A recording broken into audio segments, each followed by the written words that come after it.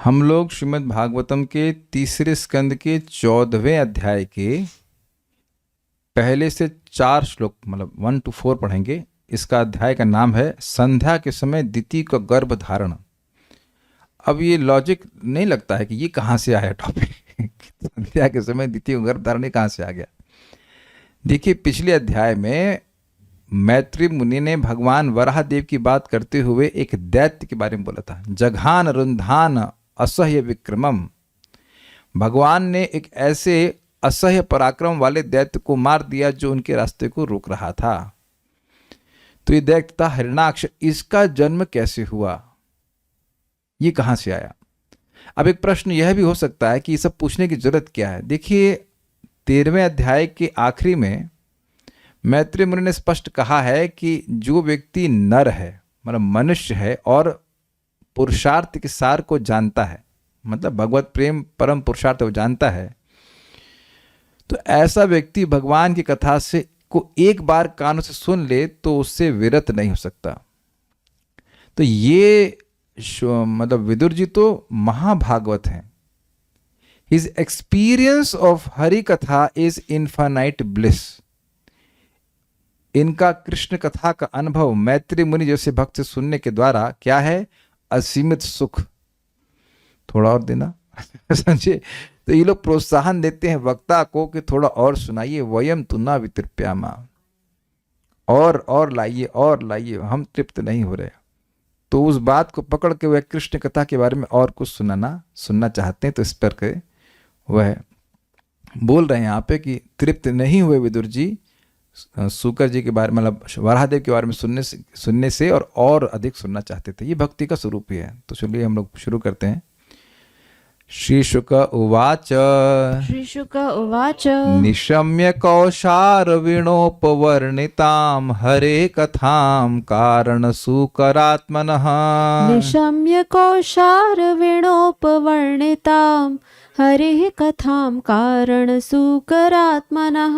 पुनः सपपृच्छ तमुद्यताञ्जलिर्न चाति तृप्तो विदुरो धृतव्रतः। पुनः सपपृच्छ तमुद्यताञ्जलिर्न चाति तृप्तो विदुरो धृतव्रतः। निशम्य कौशार विणोपवर्णितां हरेः कथां कारणसुकरात्मनः। निशम्य कौशार विणोपवर्णितां हरिः कथां कारणसुकरात्मनः। पुनः सपपृच्छ तमुद्यताञ्जलिर्न चाति तृप्तो विदुरो धृतव्रतः। पुनः सपपृच्छ तमुद्यताञ्जलिर्न चाति तृप्तो विदुरो धृतव्रतः। बोलिए।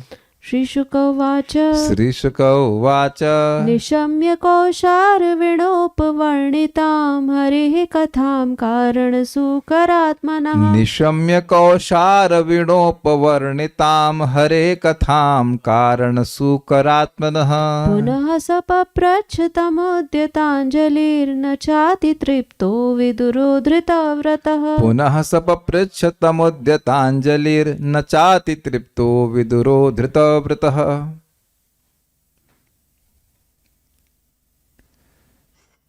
सुखदेव गोस्वामी ने कहा। सुखदेव गोस्वामी कहाँ से आ गए? क्योंकि सुखदेव गोस्वामी जी परीक्षित महाराज के प्रश्न पे कि महर्षि मुनि की बातचीत कैसे हुई थी विदुर जी से, वो प्रश्न था दूसरे स्कंद के अंत में पूछा गया था।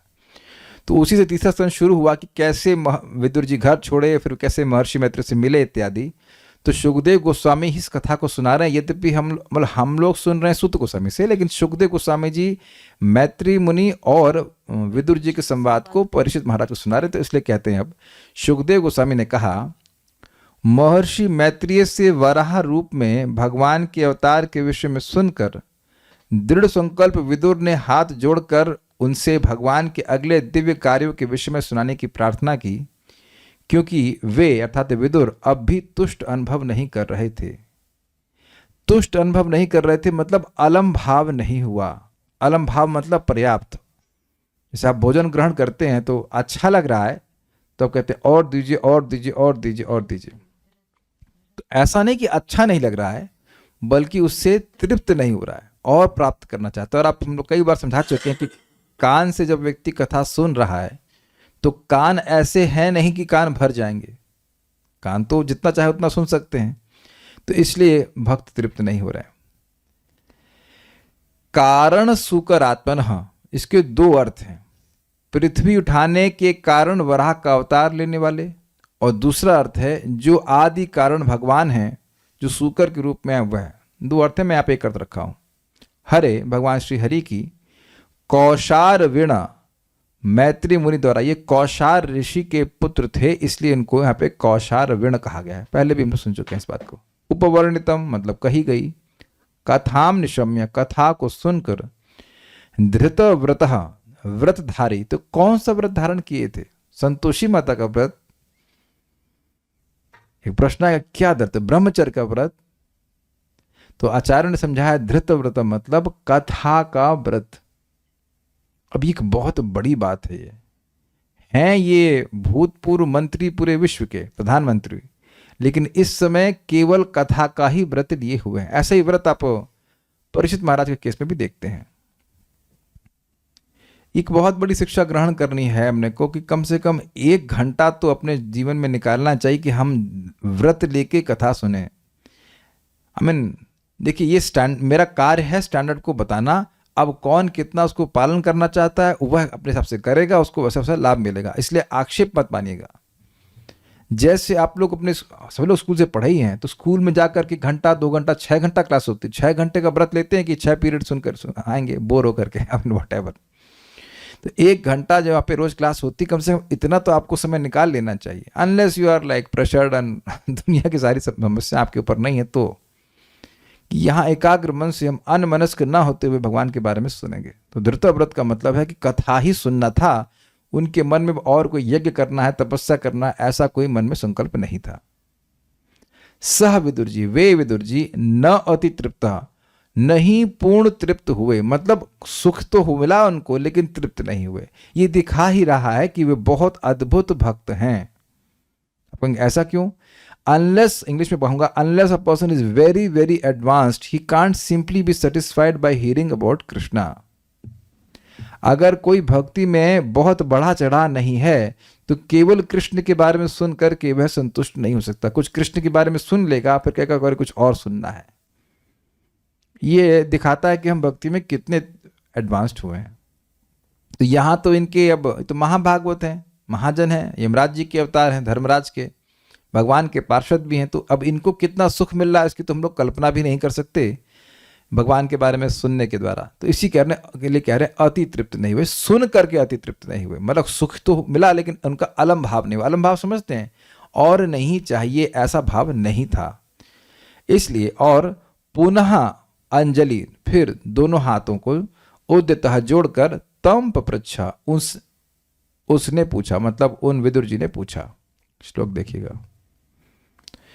श्री शुक वाचा, सुखदेव गोस्वामी ने कहा, निशम्य कौशार वीण उपवर्णिताम, कौशार वीण अर्थात मैत्री मुनि से सुनकर, क्या?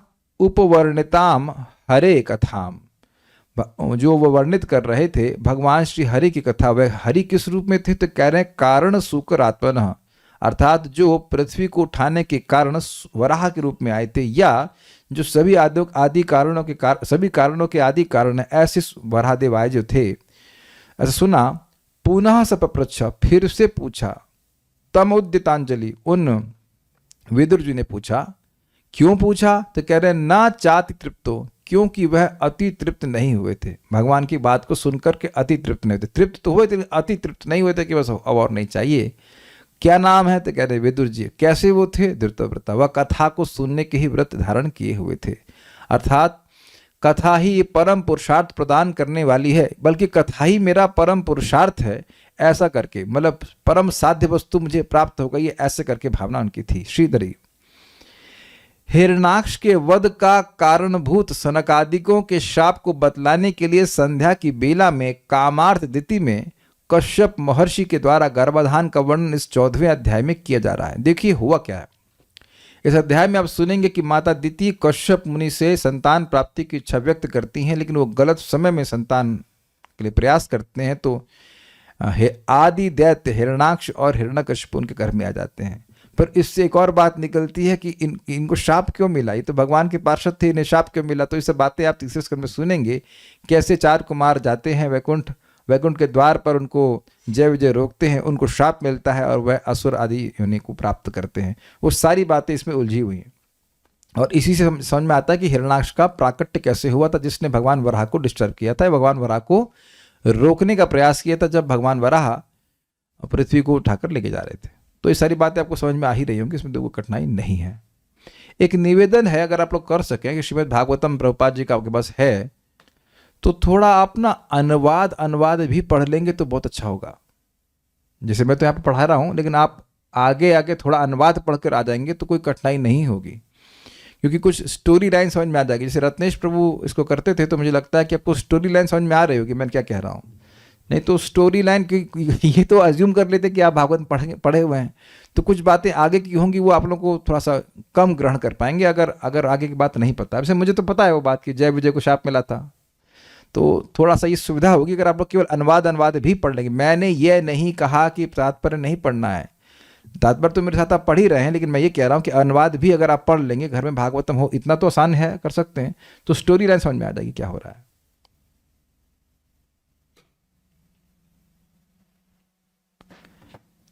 एक वक्त कह रहे हैं कि हमको भागवतम पढ़ने से मना किया गया है, कह रहे हैं कि पहले स्मॉल बुक्स पढ़ो। तो फिर क्लास में क्यों आए, जाइए स्मॉल बुक्स पढ़िए। क्लास में क्यों आए, आप स्मॉल बुक्स पढ़िए।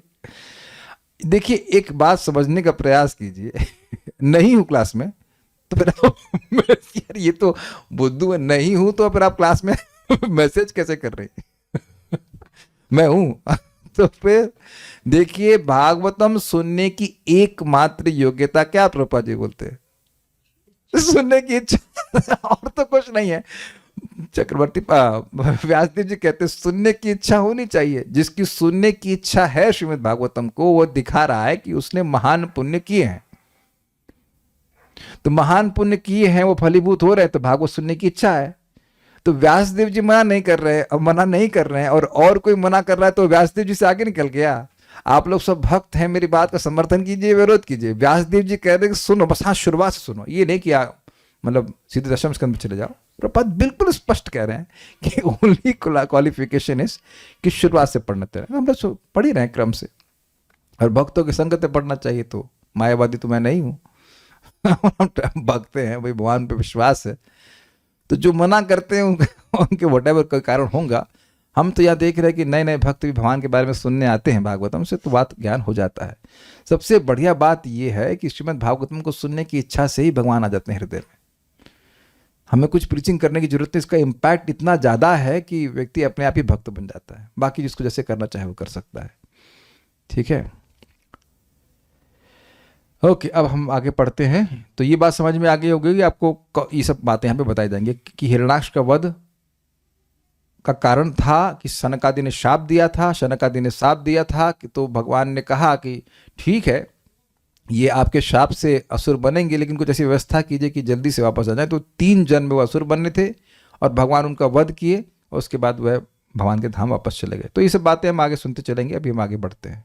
सारार्दर्शनी इस 14 अध्याय में बताया गया है कि कैसे दिति अपने पति कश्यप के पास गई, जो कि सायंकाल में प्रणय हेतु उत्सुक नहीं थे। तत्पश्चात दिति ने पश्चाताप किया, मतलब प्रणय किया, उसके बाद पश्चाताप किया और उन्हें दुष्ट पुत्रों तथा एक धर्मपरायण पौत्र की प्राप्ति हुई।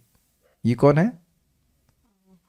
प्रहलाद महाराज। हिरण्याक्ष हिरण्यकशिपु, जहां तक हम समझ रहे हैं हिरण्याक्ष के पता नहीं बच्चे थे कि नहीं, मुझे नहीं पता, लेकिन हिरण्याक्ष कश्यपु के 4 बच्चे हुए। तो वो सब आगे आप सुनेंगे कि दिति के ही वंश में हिरण्याक्ष और हिरण्यकशिपु उनके बेटे थे सीधे, और हिरण्याकशिपु के बेटे हुए प्रहलाद महाराज। तो ये सब भी आ जाएगा। च अर्थात निश्चित रूप से, ये क्या बात हुआ? यहां श्लोक देखिए कहां है, 14 देखिए कहां। च शब्द है अति तृप्त के पहले। तो यहां च का मतलब अर्थ केवल और नहीं है, निश्चित रूप से वे अति तृप्त नहीं हुए थे, ये कह रहे हैं। ठीक है, तो ये समझ में आ जाता। नोट, धृत व्रत अर्थात भगवत कथा श्रवण का व्रत लिए हुए विदुर जी। इसका मतलब क्या? इसका मतलब है कि कथा के प्रति परम आदर बुद्धि थी, इससे अधिक मेरे लिए कोई कुछ महत्वपूर्ण नहीं, मैं और कुछ नहीं करूंगा, ऐसा करके। अगर आपको याद हो तो शौनक आदि ऋषि भी इसी प्रकार का व्रत लिए हुए थे।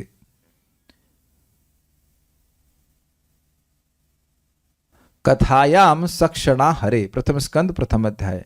हम अपने सारे क्षणों को लेकर के कथा सुनने के लिए बैठे हैं, हमें कोई अब यज्ञ वगैरह नहीं करना है।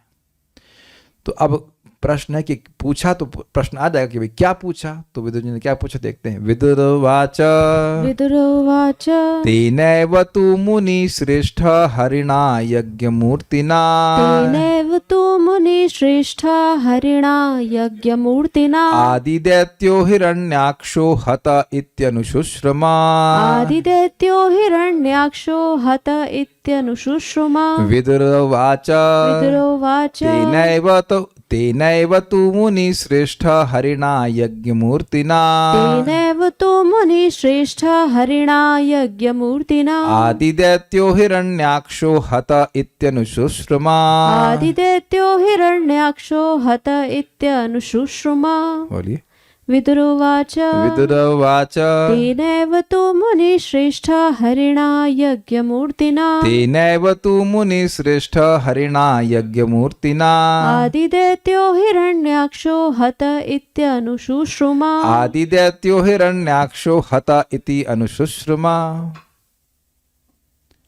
श्री विदुर ने कहा, हे मुनि श्रेष्ठ। कौन से मुनि श्रेष्ठ? मैत्रेय मुनि। आप उतने डाउट में क्यों रहते हैं? कोई और मुनि का नाम ही नहीं आ रहा है। मैत्रेय। हे मुनि श्रेष्ठ, मैंने शिष्य परंपरा से ये सुना है कि आदि असुर हिरण्याक्ष उन्हीं यज्ञ रूप भगवान वराह द्वारा मारा गया था। तो कौन सी शिष्य परंपरा? तो आचार्यगण कहते हैं आपसे सुना है। अनुशुश्रमा का मतलब है कि गुरुवर्ग से सुना। तो गुरु जी कौन है इनके? मैत्रेय मुनि। आपसे सुना है। मुनि श्रेष्ठ, हे मुनिवर मैत्रेय मुनि, यज्ञ मूर्तिना, यज्ञ मूर्ति स्वरूप, तेना एव तु हरिणा, उन्हीं श्री हरि ने। और उन्हीं का मतलब क्या है? वही हरि जो वराह रूप में पृथ्वी का उद्धार करने के लिए आए थे, उन्हीं के द्वारा, ये अर्थ रखा गया है। उन्हीं के द्वारा आदि दैत्य। आदि दैत्य का मतलब ओरिजिनल दैत्य। उसके जो भी दैत्य हैं वो उसके बाद आएंगे। अब आप समझा सकते हैं कि ऐसा क्यों कह रहा हूं मैं? This is very tricky. ये आदि दैत्य है। किसी को कोई कैच कर पा रहा है कि हम क्या कहना चाहते हैं यहाँ पे, क्यों कह रहे हैं? हाँ बोलिए, माइक पे बताइए। किसी गलत हो जाए कोई बात नहीं, आप भगवान के बारे में सोच तो रहे।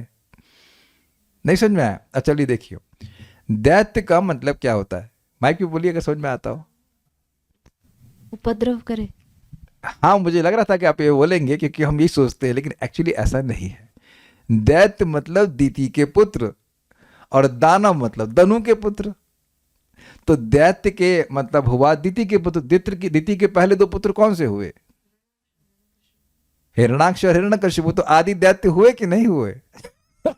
देखिए, अगर आप दैत्य का अर्थ ये लेते हैं कि वो खराब आदमी, तो थोड़ा दिक्कत हो जाएगी, क्योंकि उससे पहले भी एक हमने सुना है, शंभु निशुंभ ब्रह्मा जी के कान से प्रकट हो गए थे। एक हयग्रीव नाम का हुआ था, वो वेद चुरा ले गया था। तो आप अगर केवल अर्थ असुर लेंगे तो ये बात गड़बड़ हो जाएगी। आदि दैत्य, देखिए प्रहलाद महाराज दैत्य हैं कि नहीं? अब हम बहुत वेरी गुड, क्योंकि दिति के परिवार में, जैसे कि अर्जुन को भारत कहा जा रहा है, तो भरत के पुत्र नहीं है लेकिन भरतवंशी हैं। ऐसे तो भरत उनको भी कहा गया, युधिष्ठिर महाराज को भी कहा गया है, धृतराष्ट्र को भी कहा गया कि सभी भरत जी के, राजा भरत के वंश, मतलब वंश में आ रहे हैं। तो उसी प्रकार से दैत्य मतलब दिति के पुत्र। तो आदि दैत्य मतलब जो दिति के प्रथम पुत्र थे। हिरण्याक्ष को बड़ा मानते हैं। यस, हिरण्याक्ष पहला था तो इसलिए कहते हैं। तो ये है आदि दैत्य का मतलब। आदि दैत्य हिरण्याक्ष। हिरण्याक्ष मतलब जिसकी आंखें, हिरण मतलब गोल्ड और अक्ष मतलब आंखें, जिसकी आंखें गोल्ड पे रहती थी, मतलब धन प्राप्त करने में ही लगी रहती थी, का हत वध किया था। इति अनुशुश्रमा, ऐसा हमने सुना है। अब अनुशुश्रमा का मतलब होता है कि प्रमाणिक गुरु शिष्य परंपरा में सुना जाए। तो यहां पे बड़ी इंटरेस्टिंग बात आचार्य कहते हैं, कह रहे हैं कि विदुर जी ये बताना चाहते हैं कि मैंने बड़े ध्यान पूर्वक आपसे सुना है। देखिए, एक शैली आपने देखी होगी कि जो व्यक्ति बहुत ध्यान पूर्वक सुन रहा होता है तो वो प्रश्न वक्ता के वक्तव्य के आधार पर करता है। आप समझ रहे होंगे, जैसे मान लीजिए मैं कुछ बोल रहा हूं यहां पे, तो कोई उसको बोलेगा आपने प्रभु जी या महाराज जी जो भी प्रवचन करे, आपने इस प्रवचन में यह कहा, और उसको याद रहता है कि ये कहा, और उसके बाद वह अपना प्रश्न फ्रेम करता है. That is a very nice way of asking questions. इसका मतलब है कि आप कनेक्ट किए क्लास को ध्यान से सुने. मुझे याद है परम पूज्य वृंदावन चंद महाराज अभी वृंदावन की महिमा पर क्लास दे रहे थे, तो एक माता जी प्रश्न करी कि महाराज आपने ऐसा कहा, क्या कहा? तो महाराज जी ने कहाँ कहा, तुम्हें तो भूल गई है. तो सुनी ही नहीं ध्यान से, तो प्रश्न कैसे फ्रेम करोगे? नथिंग अगेंस्ट माता जी, ऐसा प्रभु जी भी कर सकते हैं, बट लोग थोड़ा सा स्पेस्ड आउट हैं कि प्रश्न करने से पहले सुनना होता है कि क्या बोला है. अगर ऐसा कोई प्रश्न करता है तो व्यक्ति को, जो कथावाचक है, उसको बहुत अच्छा लगता है, यानी ध्यान से सुना है. तो अनुशुश्रमा मतलब हमने आपसे ही सुना है. और आपको याद हो कि यद्यपि हिरण्याक्ष का नाम नहीं लिए थे, वो दैत्य का नाम लिए थे, तो मतलब वो समझ गए थे. हिरण्याक्ष के बारे में ऐसे भी जानते होंगे कि आपसे सुना है. तो बड़े, ये अनुशुश्रमा मतलब मैंने बहुत ध्यान पूर्वक सुना, और उस तरह से वो फ्रेम कर रहे हैं अपने प्रश्न को.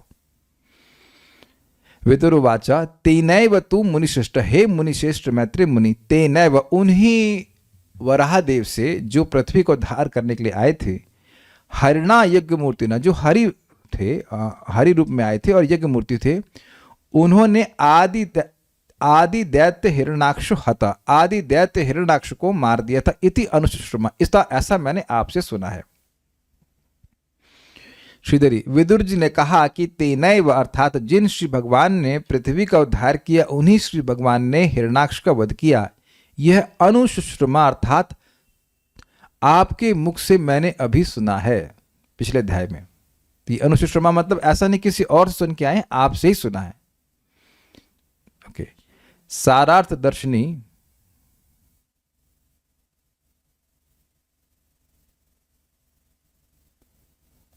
ये एक भक्त से निवेदन है कि कृपया इंग्लिश की चीज़ आप मत भेजिए. मैं नाम नहीं रखना चाहता हूँ, अगली बार भेजो तो मैं नाम रख के डांट लगा दूंगा. क्लास में आप थोड़ा सा विक्षेप मत कीजिए. इतना लंबा आपने पैसेज भेज दिया इंग्लिश का, क्या जरूरत थी? आपसे पूछा तो नहीं था मैंने. Don't disturb the class.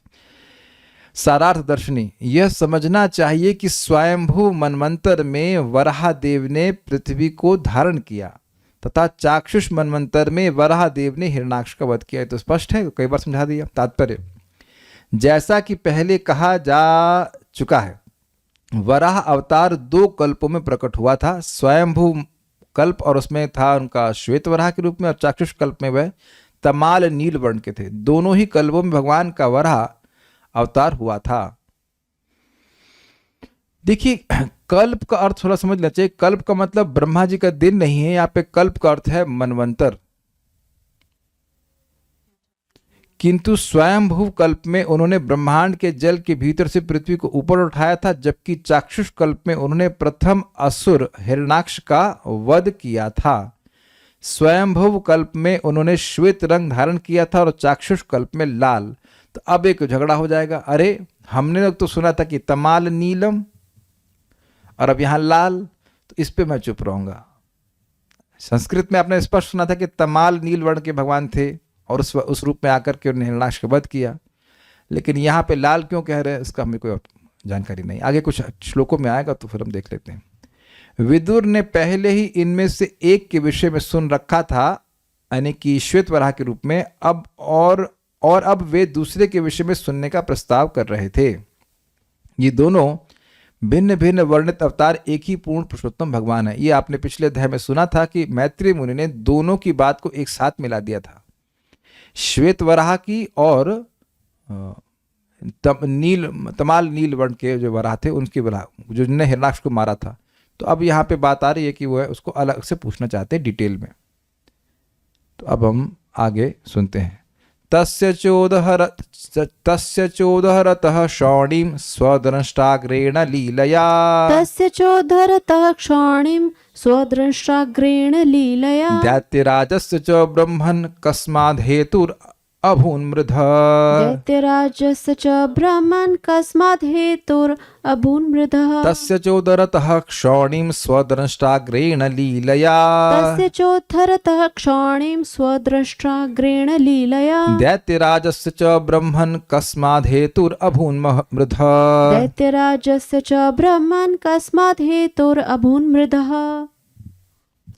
हे ब्राह्मण मैत्री मुनि, जब भगवान अपनी लीला के रूप में पृथ्वी ऊपर उठा रहे थे तब उस असुरराज तथा भगवान वराह के बीच युद्ध का क्या कारण था? मतलब पृथ्वी को अगर भगवान उठा करके अपनी कक्षा में रख रहे तो इन्हें क्या दिक्कत हुई? आप उत्तर अभी दे रहे हैं लेकिन प्रश्न तो यहां पे आ रहा है ना कि क्यों हुआ ये झगड़ा। आप लोग अगर याद हो तो उसमें लिखा था, रुंधान शब्द था पिछले अध्याय में, कि वह भगवान के रास्ते को रोक रहा था। तो प्रश्न आएगा कि ना क्यों रोक रहा था। जैसे हमारे घर के बगल में एक माता जी हैं, तो उनका किराया को आज छोड़ के जा रही थी, तो मकान मालिक बोला नहीं, उनके किचन को लॉक कर दिया और बाथरूम को लॉक कर दिया। तो हम लोग प्रश्न करेंगे ना, क्यों लॉक कर दिया, ये तो होता नहीं है। तो उन्हें वो कुछ झमेला था कि किराया नहीं दे रहे थे, कुछ था झमेला। तो ये प्रश्न होगा कि जब पृथ्वी को उठा रहे थे, पहली बार में उठाए थे तो कोई झगड़ा नहीं हुआ, तो दोबारा उठा रहे हैं तो क्यों झगड़ा किया? तो देखिए, इन जो भागवत के जो प्रसंग हैं उनके प्रश्न को अच्छे से समझ लेते हैं तो इंटरेस्ट बनता है। तो इस वो प्रश्न से ही कथा का प्राकट्य होता है।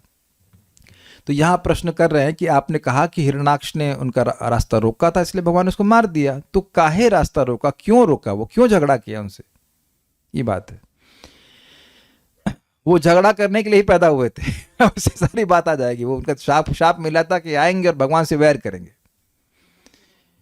बहुत सारी बातें आप आगे सुनने वाले हैं। ये प्रश्न बड़ा याद रखिएगा, इंपॉर्टेंट है कि हिरण्याक्ष का भगवान से झगड़ा क्यों हुआ। भगवान तो बड़े अच्छे हैं।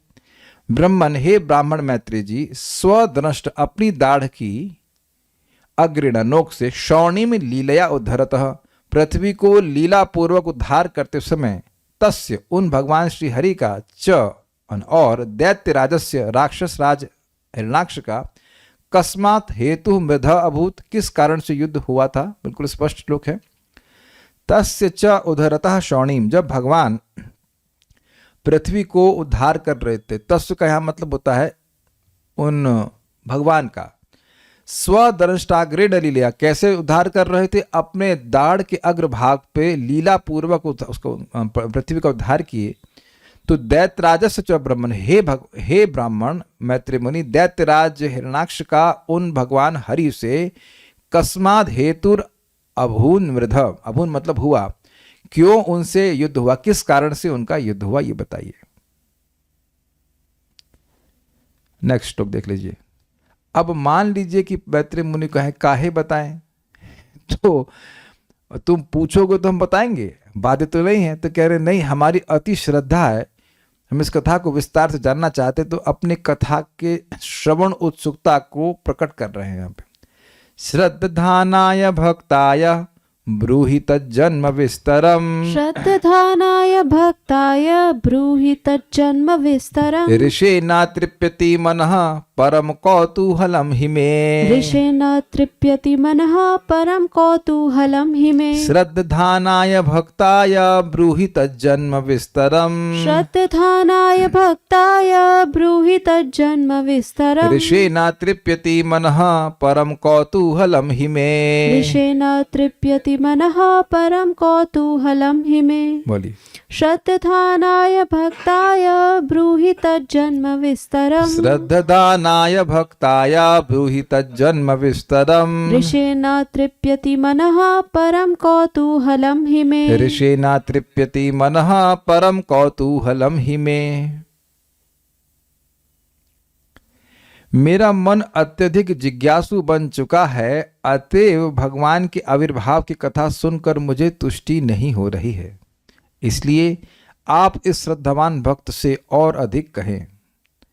हे ऋषि मैत्री मुनि, मे मनः न तृप्यति, मेरा मन हरिचरित कथा से तृप्त नहीं हुआ है। मतलब अन्यों का भले हो जाए लेकिन मेरा नहीं हुआ है। ये दिखा रहे हैं कि भगवान के प्रति विशेष प्रीति है। ही अपितु निश्चित ही, मतलब इसमें कोई संदेह मत कीजिएगा, परम कौतूहलम, कौतूहल समझते हैं, इनक्विजिटिव, अत्यंत उत्सुक हो गया है, तृप्त तो नहीं ही हुआ है और वो और जानना चाहता है मेरा मन। अतः तज्जन्म, उस दैत्य के जन्म को, श्रद्धानाय भक्ताय, श्रद्धा युक्त विष्णु सेवा में प्रयासरत मेरे प्रति विस्तरम ब्रूहि, विस्तार पूर्वक वर्णन करें। कहीं आप तज्जन्म का अर्थ भगवान का तो नहीं ले रहे हैं। एक बार से आप सुनेंगे तो लगेगा तत्जन्म मतलब भगवान के जन्म की कथा कहेंगे, तो भगवान के जन्म की कथा तो कह चुके हैं। भगवान के जन्म की कथा, प्रभुपाद का अनुवाद देखा जाए, हम गलत तो नहीं बोल रहे हैं कुछ, नहीं भगवान प्रभुपाद कह रहे हैं भगवान के आविर्भाव की कथा, तो दोनों ही अर्थ हो सकता है। तत्जन्म, देखिए उस दैत्य के जन्म की कथा भी है और उस दैत्य के जन्म की कथा हम यहाँ पे सुनेंगे भी, तो इसलिए वह भी ग्रहण, एक देखिए भागवतम के केवल अर्थ नहीं, एक ही अर्थ नहीं हो सकता। तत्जन्म को आप भगवान विष्णु के जन्म के संबंध में भी ले सकते हैं और दैत्य के जन्म के संबंध में भी ले सकते हैं। मैंने इस तरह से सोचा नहीं था, लेकिन अभी मैं सोच रहा हूं यहाँ पे। क्यों भाई, इस अध्याय में तो आप सुन ही रहे हैं कि दैत्य के द्वारा कैसे हिरण्याक्ष और हिरण्यकशिपु का जन्म हुआ, तो वहां तो बिल्कुल स्पष्ट बात है। लेकिन जब हिरण्याक्ष का जन्म हुआ तो भगवान वराहदेव कैसे प्रकट हुए, तो वो कथा भी इसमें आ जाएगी। तो दोनों के ही ऊपर ये घटित हो सकता है, तत्जन्म मतलब दैत्य के जन्म को या भगवान के जन्म को। समझे कि नहीं समझे? देखिए भगवान स्वयंभू मनु के समय में क्यों आए थे, अगर मैं पूछूं तो भाई पृथ्वी डूब गई थी, स्वयंभू मनु और शत्रुपा ने कहा कि हमें प्रजा के स्थान चाहिए, तो इसलिए भगवान प्रकट हुए। ठीक है, अब भगवान चाक्षुष मनवंतर में दोबारा क्यों आए? वध करने के लिए आए। किसका? हिरण्याक्ष का। तो हिरण्याक्ष का वध, हिरण्याक्ष की वजह से भगवान का जन्म हुआ कि नहीं हुआ? तो भगवान क्यों आए उसमें हिरण्याक्ष की कथा भी आ जाएगी कि नहीं आ जाएगी, या हिरण्याक्ष के जन्म के संबंध में भगवान की कथा आ जाएगी? तो जन्म शब्द आप भगवान के आविर्भाव में भी ले सकते हैं और दैत्य के जन्म के संबंध में भी ले सकते हैं, दोनों अर्थ हो। क्योंकि प्रभुपाद जी अनुवाद में लिखे हैं तत् मतलब उसका और जन्म मतलब आविर्भाव, प्रकट। तो अब उसका प्रकट, किसका प्रकट है, दोनों अर्थ आप ले सकते हैं। श्रद्धानाय भक्ताय, जो हम लोग, देखिए आप अपने से बोलेंगे तो हम आपको केवल क्लास नहीं देना, कुछ बोलना है तो माइक पे बोलिए, नहीं तो ऐसा ना तो किसी को सुनाई पड़ेगा और मैं कहूँगा हाँ, तो लोग कहेंगे किसके लिए हाँ कहा, तो वो ठीक नहीं है।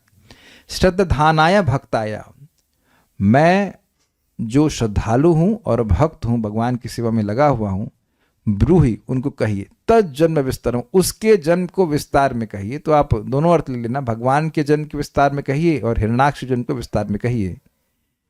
और क्यों कहूं तो कह रहे ऋषि न तृप्यति मनः, मेरा मन ऋषि, हे ऋषि मैत्री मुनि, बिल्कुल तृप्त नहीं हो रहा है, अपितु परम कौतूहलम ही में, मुझे अत्यंत कौतूहल हो रहा है कि ये इतना बड़ा है, इतना बड़ा दैत्य कैसे पैदा हुआ कि भगवान को उसको मारने के लिए प्रकट होना पड़ा।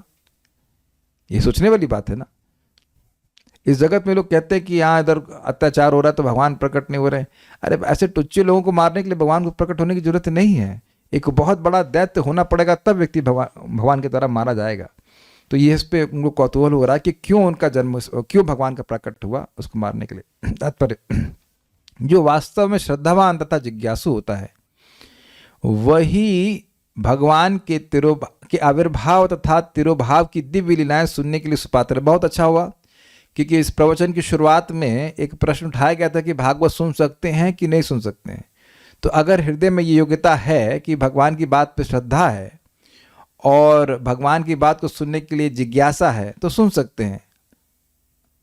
जो प्रश्न किए थे सुनाई पड़ रहा है ना, दिख भी रहा है हमको, सुनाई पड़ रहा है ना, दिख गया ना। देखिए प्रभुपाद जी तात्पर्य में, देखिए एक बात समझिए, मैं थोड़ा खोल के बोल रहा हूँ। इस्कॉन में भी लोग क्या क्या बोल देते हैं उस पर कोई लिमिटेशन नहीं है। एक भक्त को बोला, हमको मैसेज किए वो, कि हमें एक अमुक सेंटर में कहा जा रहा है कि ऑनलाइन कोई क्लास नहीं सुननी, यद्यपि हमें आपकी क्लास अच्छी लगती हैं और हमको मोटिवेट करती हैं, लेकिन हमें सुनना नहीं। तो हमने कहा शिक्षी बताइए, कोई व्यक्ति यहाँ पे हाथ खड़ा कर सकता है कि आप ऑनलाइन कुछ नहीं सुनते, मतलब भक्ति के अलावा कुछ नहीं सुनते, कोई रेसिपी बनाना सीखते नहीं, कोई ट्यूटोरियल नहीं सीखते, कर्मी लोगों का भी देखते हैं कि नहीं देखते हैं? और कुछ मान लीजिए आपको अपना वटेवर वॉशिंग मशीन रिपेयर करनी है तो देख ही लेते हैं। तो प्रभाव देखना चाहिए, प्रभाव देखना चाहिए, ऐसा आप किसी को रोक नहीं सकते हो। तो कारण बताना चाहिए कि आप, प्रभुपाद जी तो कह रहे हैं कि जिसके हृदय में, आप प्रभुपाद जी का तात्पर्य पढ़ रहा हूं, मेरा तो तात्पर्य है नहीं, स्पष्ट कह रहे हैं कि जिसके भी हृदय में कौतूहल है भगवान के बारे में सुनने के लिए। अभी जिसके भी कहने का क्या मतलब है भाई, उसकी बहुत बड़ा पुण्य है इसलिए भागवत सुनने की जिज्ञासा है, नहीं तो लोग मरे रहते हैं। मरे मतलब they have no desire to hear Bhagavatam. अब हिरण्याक्ष का वध हुआ नहीं हुआ, भगवान आए नहीं आए, उनमें कोई जिज्ञासा नहीं होती है, कोई मतलब कोई भी नहीं। जैसे इस जगत में कोई फिजिक्स केमिस्ट्री में पढ़ता है, पीएचडी करता है, तो यह नहीं देखता कि बगल वाले हमारे पड़ोसी भी कर रहे हैं कि नहीं कर रहे हैं। अगर आपकी इच्छा है पीएचडी करने के लिए, करता है कि नहीं करता। किसी को हारमोनियम सीखना तो ये थोड़ा सोचता है कि बगल वाला सीख रहा है। जब मैं सीख रहा था, माँ ने सिखाया था, तो ना बैठ गए चबूतरे पे बजना शुरू करे, वो मोहल्ले वाले दिमाग खराब हो गया, इतना आवाज कर रहा है। तो आपकी इच्छा है ना, आप अपनी इच्छा को क्यों दबा रहे हैं। और स्पेशली ये तो शास्त्र अनुमोदित है ना। तो कोई व्यक्ति अगर भागवत सुनने से आपको रोक रहा है, तो विद ऑल ड्यू रिस्पेक्ट, इसकी एटलीस्ट इस बात पे तो बात नहीं स्वीकार करनी चाहिए। ठीक है ना। आपके सामने प्रभुपाद जी का तात्पर्य है। देखिए, ग्रंथों को इसलिए नहीं पढ़ने दिया जाता या पढ़ाते हैं ताकि लोग क्वेश्चन ना कर सकें। और हम आपके सामने ग्रंथ रख करके बता रहे हैं कि भाई ये सुनना चाहिए कि नहीं सुनना चाहिए। आपके सामने ही प्रभुपाद जी बोल रहे हैं। जिसकी दिव्य लीलाएं सुनने की इच्छा है भगवान की, वो सुने, क्या दिक्कत है। विदुर ऐसे दिव्य संदेशों को ग्रहण करने की उपयुक्त पात्र थे। यद्यपि आज के श्लोक मुझे पता था कि जल्दी हो जाएंगे, पर काइंड ऑफ जल्दी नहीं, 30-40 मिनट में हो गया, लेकिन उसका कारण था कि अब इसके बाद मैत्री मुनि बोलेंगे, तो हम उसको कल के लिए रखना चाहेंगे। यहाँ रुक जाते हैं। कोई प्रश्न किसी वक्त का अगर है तो मैं देख लेता हूँ। नहीं तो आई थिंक इजी है। अब सब कुछ कथा मतलब के रूप में होगा तो और बात समझ में आएगी।